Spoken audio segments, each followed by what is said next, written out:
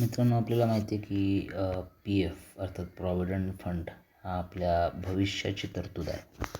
आणि एक महत्त्वाची गोष्ट घडली आहे, ती तारीख आहे 29 जून 2026. या तारखेला काय झालं तर या तारखेला एक अधिसूचना प्रसिद्ध झाली सरकारकडनं आणि तिने 74 वर्षापूर्वीची जी EPF योजना 1952 आहे, हे साल लक्षात राहू द्या. 1952 साली PFचा जो काही निर्णय झाला होता ती योजना तेव्हाची आहे. तर तिला रिप्लेस केलं आहे आणि 1 जुलै 2026पासून ही जी अधिसूचनेमध्ये जे सांगितलं आहे त्याला सरकारने म्हटलं आहे EPF 3.0 आणि हे लागू झालं आहे 1 जुलै 2026पासून. म्हणजे आत्ता या महिन्यापासून ते लागू झालेलं आहे आणि त्याला सुधारणा म्हटलं आहे. या EPFला PFची जी काही योजना आहे त्याच्यामध्ये ही सुधारणा करणारी योजना आहे आणि साधारणपणे देशातल्या 40 कोटी जनतेवर त्याचा थेट जो काही त्याचा इम्पॅक्ट होणार आहे. कारण 40 कोटी म्हणजे 8 कोटी मुख्य जे कामगार आहेत ते आणि त्यांची फॅमिली धरून 40 कोटी असे साधारण 40 कोटी लोकच्या त्यांच्या जीवनावर थेट परिणाम होणार आहे. आता याच्यामध्ये काय होणार आहे की दरमहा फक्त 1800 रुपये PF जमा होईल असं म्हटलं आहे. म्हणजे महिन्याला PFची रक्कम असेल 1800 रुपये. ती कशी तर नव्या नियमानुसार ज्या कर्मचाऱ्यांचं मासिक मूळ वेतन ज्याला बेसिक DA म्हणतात ते DA ज्यांचं 15,000 रुपये किंवा 15,000पेक्षा जास्त आहे, 15,000 किंवा त्यापेक्षा जास्त, त्यांचे EPFमधील योगदान आता ऐच्छिक करण्यात आले. म्हणजेच 15,000 रुपयांच्या 12% या प्रमाणात निघणारे 1800 रुपये योगदानच 15,000 रुपयाचे जे हे होतात 1500 रुपयाचे जे 12% निघतात ते आहेत फक्त 1800 रुपये आणि तेवढेच बंधनकारक आहेत आणि त्यापुढील रकमेवर PF कपातीची सक्ती नसेल. आणि विशेष म्हणजे हा ऐच्छिक पर्याय कर्मचारी आणि मालक दोघांनाही उपलब्ध करून देण्यात आला आहे. म्हणजे कर्मचारीसुद्धा आपली जी रक्कम आहे ती ऐच्छिक ठेवू शकतात आणि दुसऱ्या बाजूला आहेत ते म्हणजे मालक, त्यांच्यावरतीही कुठल्याही प्रकारची सक्ती नसणार आहे आणि कर्मचारी आणि मालक ह्याने आपापसात ते ठरवायचं आहे. जुन्या EPF योजना 1952 अंतर्गत नोकरीत रुजू होताना मूळ वेतन 15,000 रुपयांपर्यंत असल्यास योजनेत सामील होणं बंधनकारक होतं. पण एकदा या योजनेत सहभागी झाल्यावर कंपनी कर्मचाऱ्याच्या प्रत्यक्ष मूळ वेतनावर, मग ते 15,000 रुपयांपेक्षा कितीही जास्त असले तरी 12% PF कापत होती पूर्वीच्या काळामध्ये. म्हणजे 15,000 रुपयावरती 12% कापायचेच आहेत. त्याही पुढे जाऊन जर 15,000पेक्षा पगार वाढला, 20,000 झाला, 30,000 झाला तर 20,000च्या 12%, 30,000च्या 12% अशी ती सोय होती. पण आता नवीन जे सुधारणा आली आहे त्याच्यामध्ये 18% जे 1800 रुपये जे मिळणार आहेत ते 12% कशावरती आहेत तर 15,000 ही जी सुरुवातीची रक्कम आहे त्या 15,000वरतीच 12% आणि होऊन ते 1800 रुपये. आणि परत ही वेगवेगळ्या कंपन्यांमध्ये त्याची जी अंमलबजावणी ती वेगवेगळी असणार आहे आणि त्याच्यामुळे काय होईल की कर्मचाऱ्यांच्या हाती येणाऱ्या महिन्याकाठीचा पगार वाढलेला दिसेल, मात्र कंपनीचे योगदानही कमी होणार आहे. त्यामुळे मालकांची मोठी बचत होईल. कंपनीचे जे मालक आहेत त्यांची आर्थिक बचत जी आहे ती खूप आहे. हा महत्त्वाचा मुद्दा याच्यात आपल्याला लक्षात घ्यावा लागेल. आता 15,000 रुपयांचा जी मर्यादेचा इतिहास काय आहे तर कर्मचारी भविष्य निर्वाह निधीसाठी कायद्याने ठरवून दिलेली वैधानिक वेतन मर्यादा ही 15,000 रुपये इतकी आहे. म्हणजे मगाचपासून आपण जे म्हणतो की ज्याचं 15,000 बेसिक आहे त्याला PF लागू होतं. याचा कायदेशीर अर्थ ज्या कर्मचाऱ्याचे महागाई भत्त्यासह मूळ वेतन 15,000 रुपये किंवा त्यापेक्षा कमी आहे त्यांना EPF योजनेचा भाग होणे बंधनकारक आहे. तथापि किमान वेतनाची वाढलेली पातळी गाठण्यासाठी 1 सप्टेंबर 2014 रोजी ही जी मर्यादा आहे ती 6,500 रुपयांवरून थेट 15,000 रुपये करण्यात आली. आधी 6,500 होती आणि ती थेट वाढून या तारखेला 1/9/2014ला ती किती झाली 15,000 रुपये. म्हणजे 15,000 रुपयाच्या 12%. मात्र गेल्या 12 वर्षात महागाई वाढूनही या मर्यादेत मात्र कोणताही बदल झाला नाही आहे आणि ती 15,000 रुपयांवर स्थिर राहिली. कामगार मंत्रालय आणि EPFO विश्वस्त मंडळाने ही मर्यादा 21,000 रुपये करायची असा प्रस्ताव अनेकदा मांडला आहे. म्हणजे 15,000च्या ऐवजी ती मर्यादा तुम्ही काय करा 21,000 करा बेसिक, तर त्याचा काहीतरी फायदा होईल असं मांडलं आहे. पण प्रत्यक्षात त्याला तो प्रलंबित राहिला ती मागणी आणि आता जो प्रवास आहे तो उलट्या दिशेने सुरू झाला आहे. कसा आता ही मर्यादा न वाढवण्यामागे मुख्य कारण उद्योगांचा विरोध कोणाकडनं होतो आहे तर उद्योजकांकडनं त्याला विरोध नेहमी, कारण त्यांचा शेअर वाढणार आहे, त्याच्यामध्ये त्यांचा खर्च वाढणार आहे आणि सरकारवरील आर्थिक बोजा हेच आहे. कंपनीच्या 12% योगदानापैकी 8.33% हिस्सा कर्मचारी पेन्शन योजनेत जातो. 8.33% जे आहेत ते त्या PFमध्ये तो जातो. पगार 50,000 असला तरी पेन्शन फंडात कमाल 15,000 रुपयांच्या हिशोबाने दरमहा 1,250 रुपये जमा होतात. हे कसले PFचे. ही मर्यादा 21,000 रुपये झाली तर कंपनीचे पेन्शन योगदान 1,750 झाले असते. म्हणजे तुमचा पगार कितीही असला, 1,00,000 जरी असला तरी 15,000वरतीच ते 8.33%, त्यामुळे 1,250 होत होते. मग त्या 15,000चं जर वाढवून 21,000 केलं असतं याच्या सूचनेनुसार, तर कंपनीकडनं आपल्या खात्यावरती कामगारांच्या किती जमा झाले असते, 1,750 रुपये जमा झाले असते. आणि त्यामुळे 4,000 कोटी रुपयांचा अतिरिक्त बोजा आला असता कंपनीवरती. 4,000 कोटी, आणि ही रक्कम छोटी नाही आहे.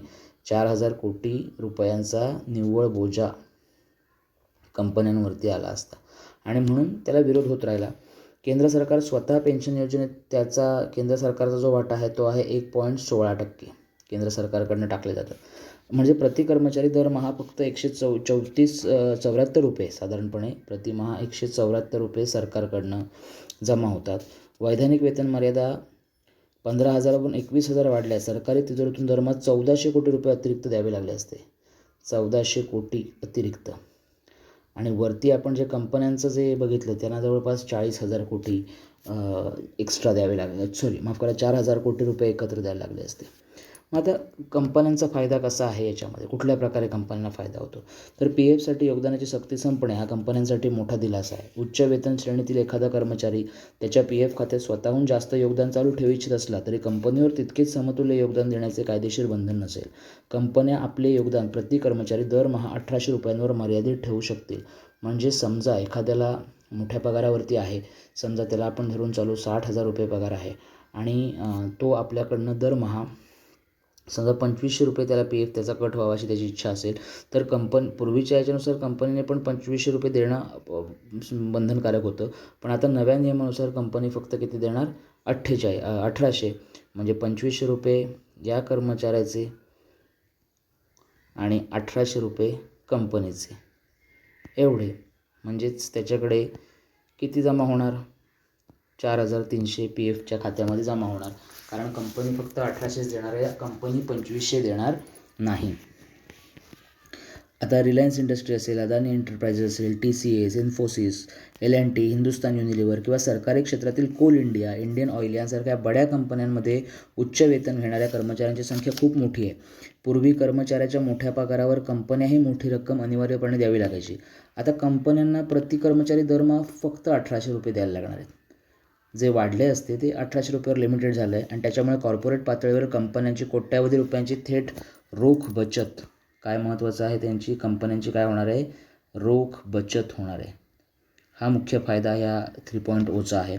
अशी शक्यता विद्यमान कर्मचाऱ्यांबद्दल हा बदल जरी ताबडतोब या महिन्यापासून लागू होईलच अशी शक्यता जरी कमी असली तरी नव्याने दाखल कर्मचाऱ्यांवर मात्र तो लगेचच अंमलात आणला जाईल हे नक्की. म्हणजे आत्ता जे जुलैमध्ये वगैरे लागलेले आहेत किंवा या आर्थिक वर्षापासून म्हणा किंवा जुलै 2024 आत्तापासून जे जॉबला लागलेत नव्याने, त्यांना मात्र या नवीन याच्यानुसारच तो सगळा विचार करायला लागेल. आता कर्मचाऱ्यांवरती काय परिणाम कसा होणार आहे किंवा त्यांना काय फायदा आहे किंवा तोटा आहे बघूया.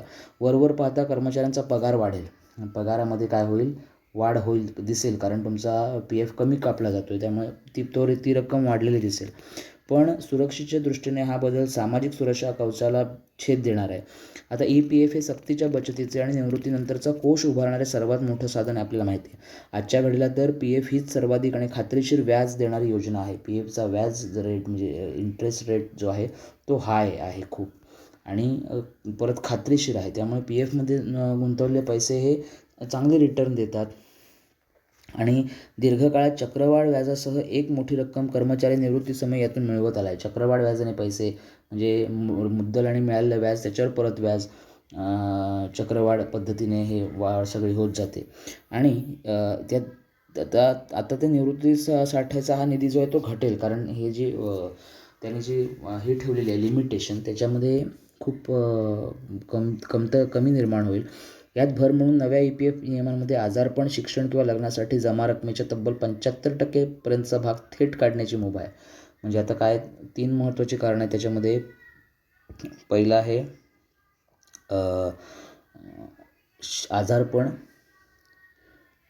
आजारपणासाठी म्हणा, समजा मोठं आजारपण उद्भवलं, किंवा त्याच्यानंतर आहे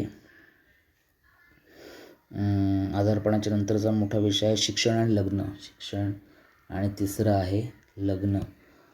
या 3 कारणांसाठी, या 3पैकी एखाद्या कारणासाठी किंवा तिन्ही कारणासाठी एकूण रकमेच्या जवळपास 75% रक्कम काढू शकता. त्यामुळे एकाच खर्चाला पैसे मिळतील, पण पुढे भविष्यामध्ये काय, हा प्रश्न नेहमी तुमच्यासमोर राहीलच. आणि यात भर म्हणून नव्या EPF 3.0 नियमामध्ये आजारपण, शिक्षण किंवा लग्नासाठी जमा रकमेच्या तब्बल 75%पर्यंतचा भाग थेट काढण्याची मुभा आहे. जुन्या नियमात संपूर्ण सेवा काळात लग्न किंवा शिक्षणासाठी केवळ 3दा पैसे काढता यायचे, 3 वेळेला. आणि आता ती मर्यादा वाढवली आहे. शिक्षणासाठी 10 वेळा आणि लग्नासाठी 5 वेळा करण्यात आली आहे. म्हणजे शिक्षणासाठी तुम्ही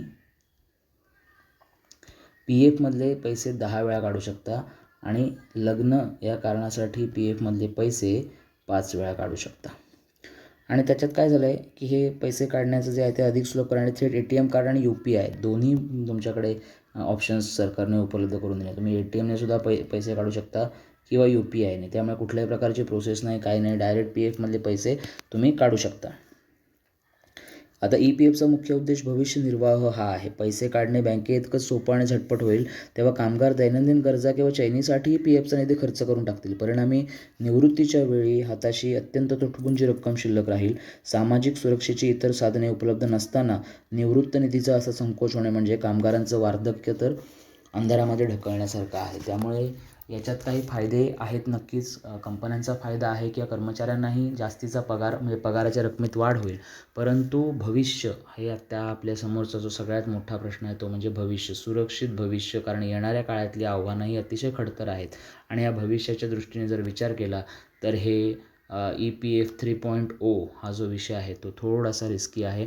आणि त्या दृष्टीने आपण स्वतःचं नियोजन आणि स्वतःच्या खर्चांवरती ताबा, या 2 गोष्टी आपल्यालाच मॅनेज करावे लागतील. जर व्हिडिओ आवडला असेल तर लाईक करा, चॅनलला सबस्क्राईब करा आणि ही माहिती आपल्या अन्य मित्रपरिवारासोबत शेअर करण्यासाठी व्हिडिओला नक्की फॉरवर्ड करा, लिंक शेअर करा. धन्यवाद.